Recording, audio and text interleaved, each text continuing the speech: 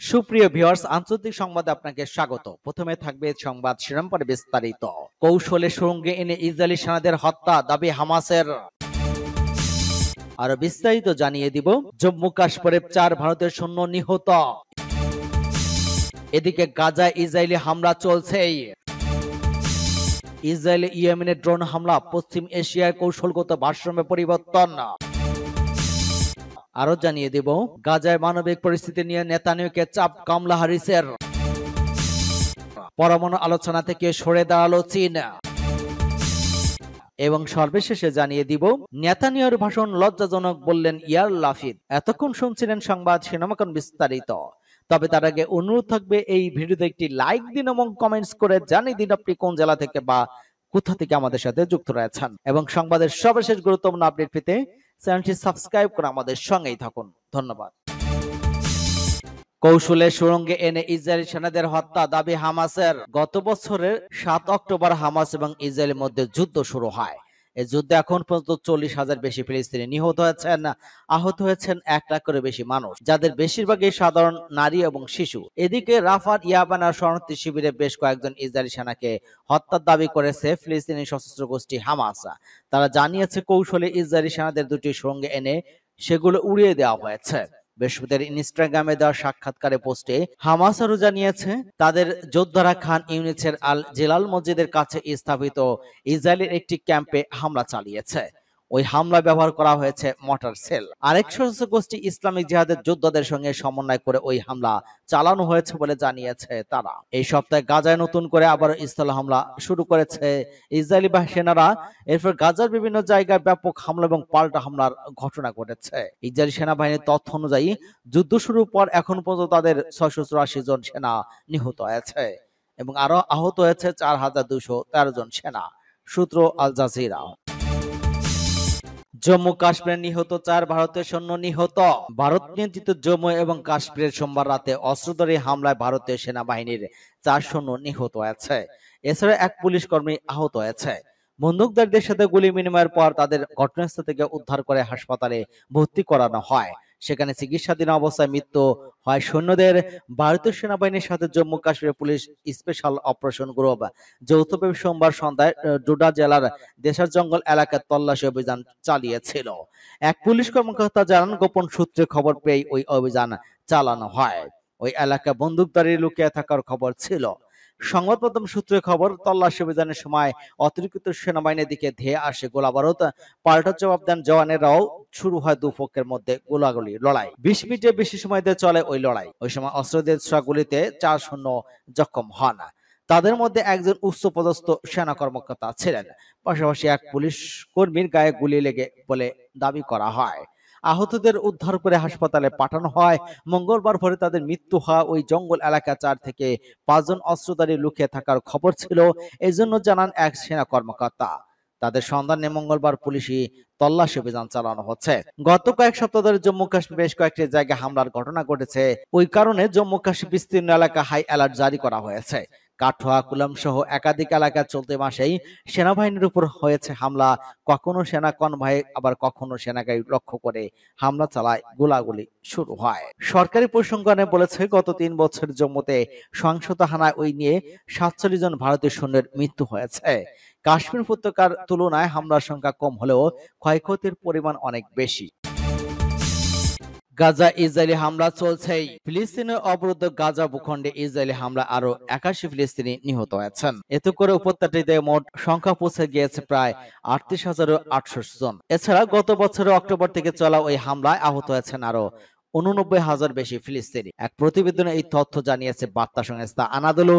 প্রতিবেদনে বলা হয়েছে, গাজা উপত্যকায় ইসরায়েলি চলমান হামলায় আরো 81 ফিলিস্তিনি নিহত হয়েছেন না। এতে করে গত বছর অক্টোবর থেকে এ পর্যন্ত মোট মৃতের সংখ্যা বেড়ে 38,494 জনে পৌঁছেছে বলে অবরুদ্ধ ওই ভূখণ্ডের স্বাস্থ্য মন্ত্রণালয় জানিয়েছে।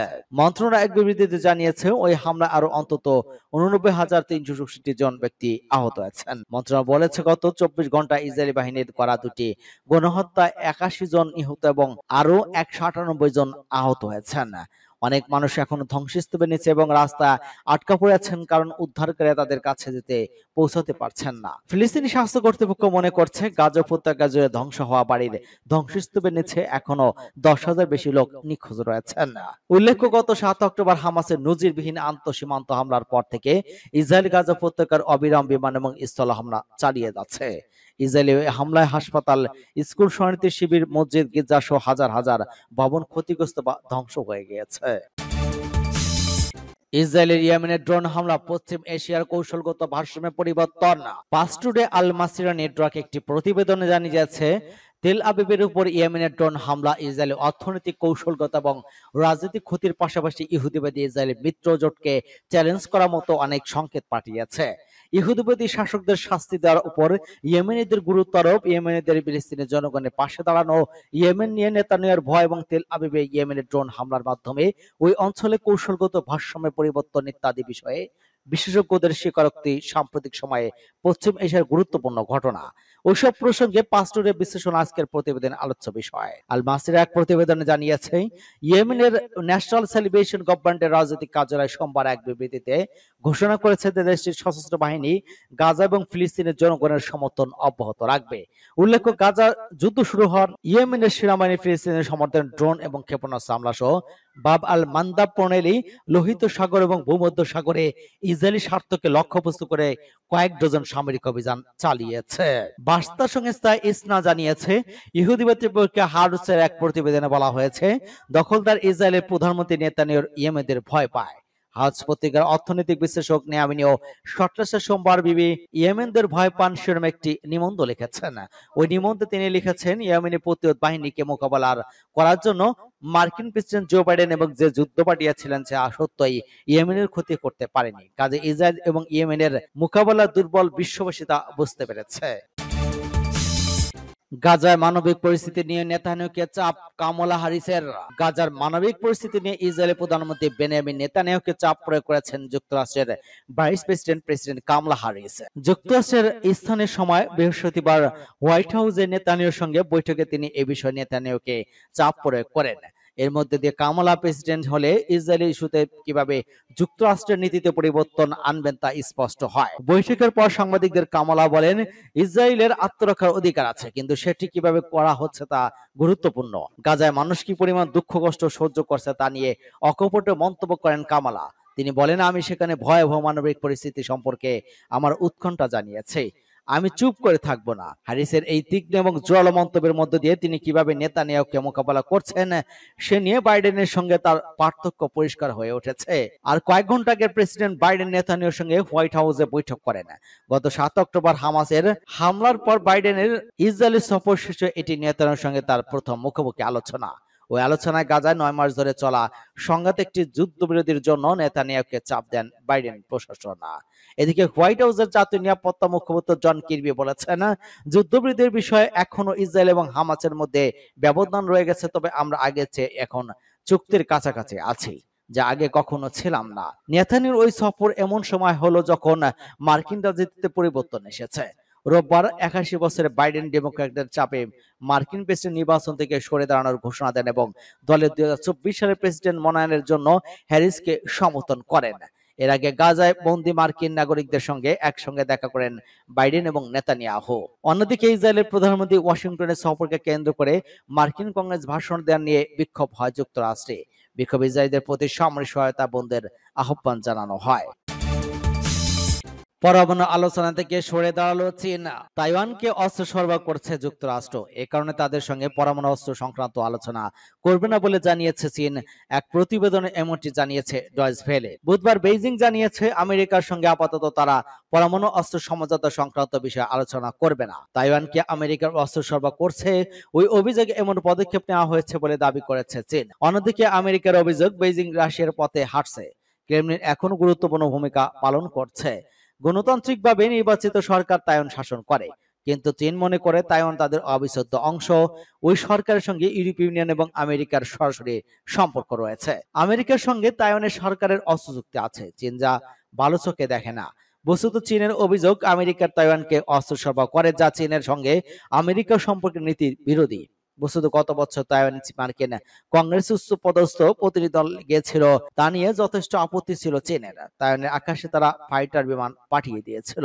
ওই পরিস্থিতির মধ্যে সম্প্রতি ভ্লাদিমির পুতিনের সঙ্গে দীর্ঘ বৈঠকে হয়েছে শি জিনপিং এর। তারপরে আমেরিকার সঙ্গে পরমাণু অস্ত্র নিয়ে আলোচনা থেকে বিরত থাকার সিদ্ধান্ত জানিয়েছিল বেইজিং। ওয়াশিংটন বেইজিং এর ওই পদক্ষেপে তীব্র বিরোধিতা করেছে। তার দাবি চীন রাশিয়ার পথে হাঁটছে, এর ফলে সার্বিকভাবে শক্তির ভারসাম্য নষ্ট হবে, উত্তেজনা বাড়বে। নেতানিয়াহুর ভাষণ লজ্জাজনক বললেন ইয়ার লাপিদ। মার্কিন কংগ্রেসের যৌথ অধিবেশনে দেয়া ইসরায়েলি প্রধানমন্ত্রী বেনিয়ামিন নেতানিয়াহুর ভাষণে তীব্র সমালোচনা করেছেন দেশটির সাবেক প্রধানমন্ত্রী এবং বর্তমান বিরোধী দলীয় নেতা ইয়ার লাপিদ। কংগ্রেসে দেওয়া ভাষণে গাজায় হামাসের হাতে বন্দী ইসরায়েলি নাগরিকদের ফিরিয়ে আনতে চুক্তির বিষয়ে কোনো কথা বলেননি নেতানিয়াহু। এ বিষয়ে সামাজিক যোগাযোগ মাধ্যম এক্স পোস্টে ইয়ার লাপিদ বলেন, গাজায় হামাসের হাতে বন্দীদের দেশে ফিরিয়ে আনার বিষয়ে সুনির্দিষ্ট কোনো চুক্তির কথা না বলেই বক্তব্য শেষ করেছেন ইসরায়েলের প্রধানমন্ত্রী। এটা আমাদের জন্য লজ্জাজনক। এদিকে কংগ্রেসে দেওয়া ভাষণে যুদ্ধবিরতি নিয়ে কোনো কথা না বলায় নেতানিয়াহুর বক্তব্যের প্রতিক্রিয়া জানিয়েছেন ফিলিস্তিনের স্বাধীনতাকামী সংগঠন হামাসও। হামাসের সিনিয়র কর্মকর্তা সামি আর জুহুরি রয়টার্সকে বলেন, নেতানিয়াহুর বক্তব্য প্রমাণ করে যে তিনি গাজা যুদ্ধ শেষ করতে আগ্রহী নন। তার ভাষণটি ছিল মিথ্যায় পরিপূর্ণ, প্রতিরোধের মুখে ব্যর্থতা এবং পরাজয় ঢাকতে একটি সফল হবে না। ভাষণের মধ্যপ্রাচ্যে নতুন জোট গঠনের আহ্বান জানিয়েছেন ইসরায়েলি প্রধানমন্ত্রী। মার্কিন আইন প্রণেতাদের উদ্দেশ্যে নেতানিয়াহু বলেন, মার্কিন যুক্তরাষ্ট্র এবং ইসরায়েল এবং জোট করতে পারে, আমরা এটিকে আব্রাহাম জোট বলতে পারি। তিনি অন্য দেশের কে এই জোটে যোগ দেওয়ার আমন্ত্রণ জানান।